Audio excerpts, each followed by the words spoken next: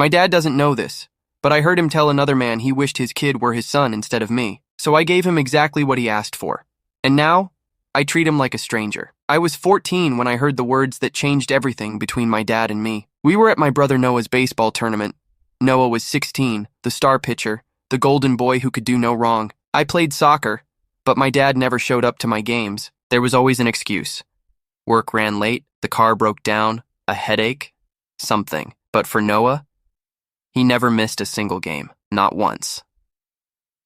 That day, I left my phone in Dad's truck, so I went back to get it during the 7th inning. That's when I heard him talking to another father in the parking lot. The man was complaining about his own son, saying the kid had no drive, no passion, no energy. My dad laughed, then said something that hit me like a punch to the chest. He said, "You should trade him for mine. Not Noah, obviously. The other one. Ethan's so forgettable you probably wouldn't even notice the difference." They both laughed. And then Dad added, "Sometimes I watch Noah out there and think, what if I had two like him instead of one useless one? That would have been the dream."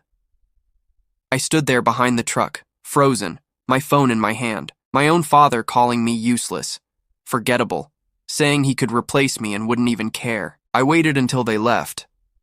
Then I got inside the truck and just sat there in silence. When Dad came back after the game, Noah was in the passenger seat like always, talking about his strikeouts. Dad asked if I was okay. I said I was fine. That was the last real conversation we ever had. From that day on, I gave him exactly what he wanted, a son he wouldn't notice.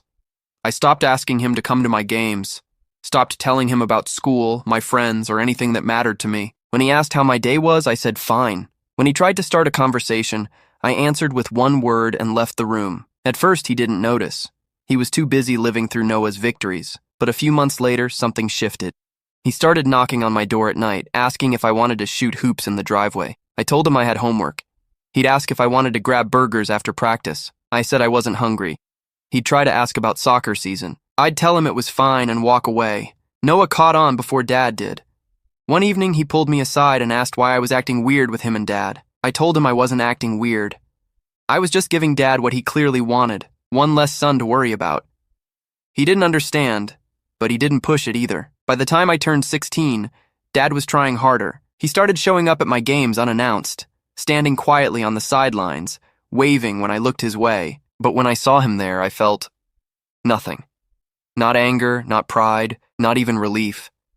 Just emptiness. After the games, he'd come up to me, trying to make small talk. I'd thank him politely, like you'd thank a neighbor for showing up to help move a box. No warmth, no connection. He was trying to have a relationship with a wall. The breaking point came last month.